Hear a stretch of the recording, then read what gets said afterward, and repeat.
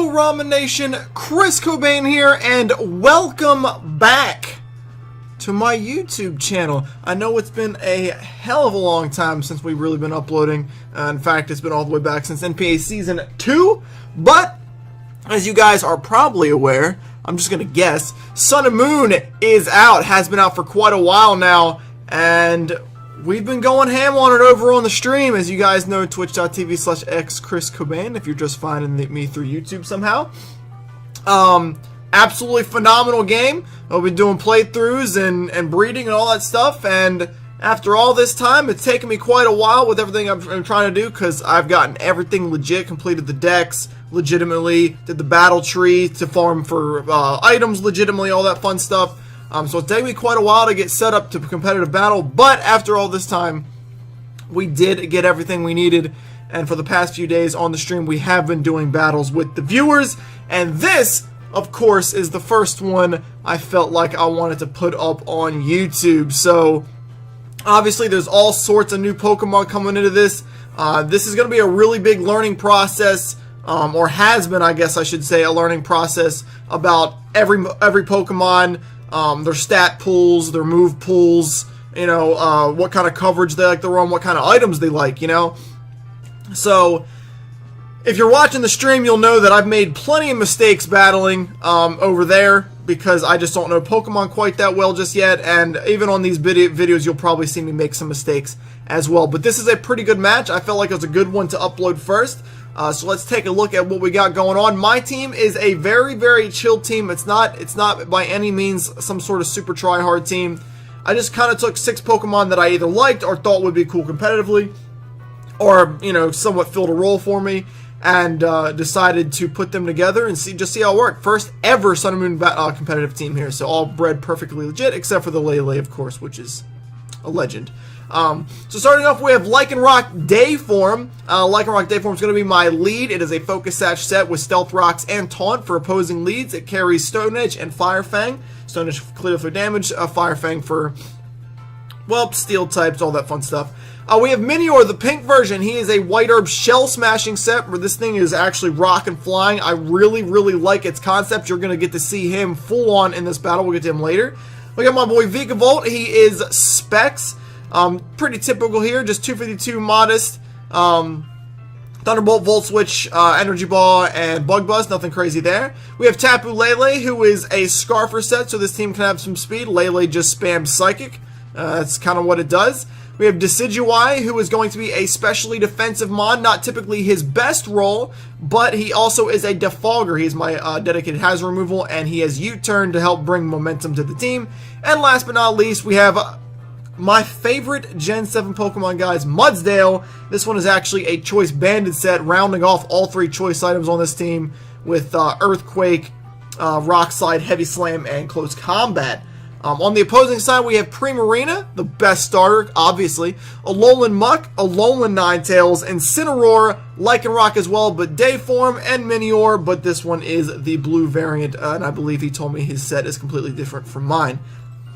So without further ado, guys, let's get into the first battle of Sun and Moon. It's a pretty good one. I'm pretty excited about my YouTube coming back, honestly, and I hope you guys enjoy the video.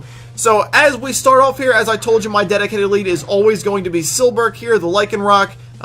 He's my lead on every battle, as he's a great lead in general.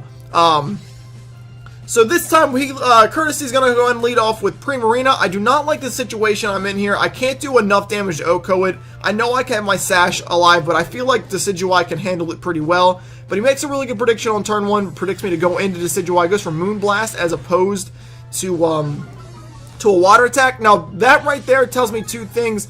1, I think he's choice locked, and 2, I don't think he has Ice Beam, because if he had Ice Beam and he's going to make that prediction, I feel like he goes for it. So instead of fearing the damage here, I'm just going to go and stay in and start my momentum quickly. This team is really built around momentum, as Vikavolt is a slow Volt Switcher and bulky, and Decidueye is the same, slow U-turner to provide momentum to the team. So he goes into Incineroar, and that's going to allow me to go right back into Silberg here. So I make an interesting play here. I know I can go for Stone Edge. He doesn't have a switch in, but my decision here is actually go for Stealth Rocks. He has 3 weaknesses, Minior, Alolan Ninetales, and the Incineroar you're looking at. and no hazard control on his team, so I figured that'd be a great decision. I also have the sash, so I know I can live any one hit, and I know next turn I'm going to be faster, and I can go ahead and fire off a Stone Edge anyway. So that's exactly what happens, but he sees it coming here. Interesting that he stayed in the first time, but not the second time. Maybe he expected to be faster than me, I'm unsure. But he does go into his own Lichen Rock. Now, this one is actually a good bit slower than my form, but it's also bulkier. So as you're going to see, it's going to hit up this Stone Edge. And on this turn, he actually ends up being Scarfed. I debated in my head whether or not I thought he was Scarfed. But again, I don't know perfect sets yet. I knew I was faster, so I just went for it. And unfortunately, he was Scarfed, so he takes the first kill. But of course, he's now locked into Stone Edge. He has actually absolutely no rock switch-ins here. That's why I went for Stealth Rocks.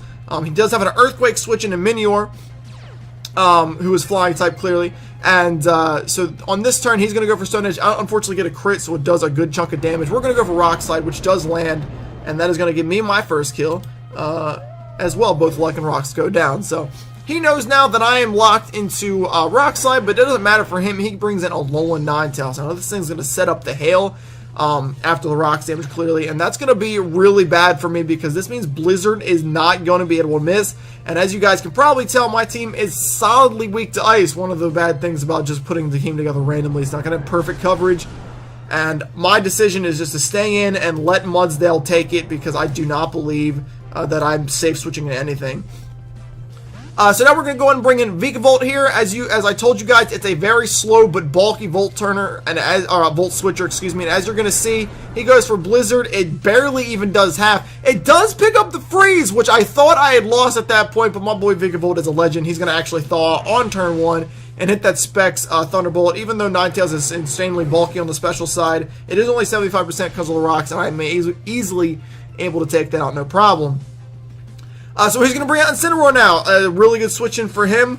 He's guaranteed to be faster than me at this point. He goes down to 50% thanks for the rocks. Rocks are God. And he's going to go ahead and kill me with a quick Throat Chop, one of the new moves of the game. I believe it stops you from using sound-based moves like Hyper Voice, which is really cool. And now I told you guys about Minior, and here he comes. So this set's really cool. Minior's got a really, really cool gimmick. He's got an ability called Shields Down. And as you're going to see, it's going to deactivate right here. But what happens with it is that when he goes under half health, he's going to break his shell here. So as you're going to see, he goes for a second Throat Chop that does take me barely under half. And I'm going to actually Shell Smash. So this is clearly going to boost my attack, my special attack, and my speed by 2 apiece. And then after this turn ends, I'm actually going to break the shell off and turn back into that little pink core that you guys see as soon as I'm sent out. The same thing that you're seeing on the layout. And this is an absolutely amazing strategy if you can use it correctly, because I'll explain it here after the battle, actually. So right now, all you need to know is I'm base 120 speed, plus 2 attack. My item's gone. I have acrobatics. Right now, he's just in trouble here. Minior is going to come out his own version. Now, Minior, as I said, is going to be flying type. He's going to take a solid 25% from the rocks. And, of course, I am rock myself, so I'm going to go ahead and rock him with a Stone Edge here. Unfortunately, it does land. If it wouldn't have, it would have really ruined this. But we do get it. Crit does land there. It means nothing. He's 75%. I'm plus 2. That's stab. It's Stone Edge. So, Primarina comes out. It's at max. It's going to drop a little bit to the rocks. You're just going to see how much power this thing truly has. Primarina is by no means a frail Pokemon. Acro's absolutely going to decimate it and take it down. And that just leaves me 1v1 with Alolan Muck. It has one weakness, as you guys probably know. It's Poison Dark. It's only weak to ground. And I carry Earthquake on this. So we're just going to go and fire off a plus 2 Earthquake. And that is going to just be the end of the game there, as we pick up a solid 3-0 victory in my first YouTube video here.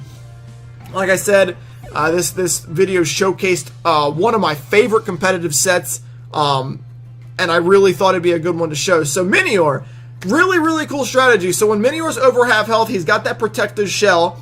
What that does is allows him to be bulkier. It's kind of like an Aegislash-esque situation. He's got more bulk. I believe he's got, I could be wrong, but I believe he's got 60 speed base and 100 to both defenses.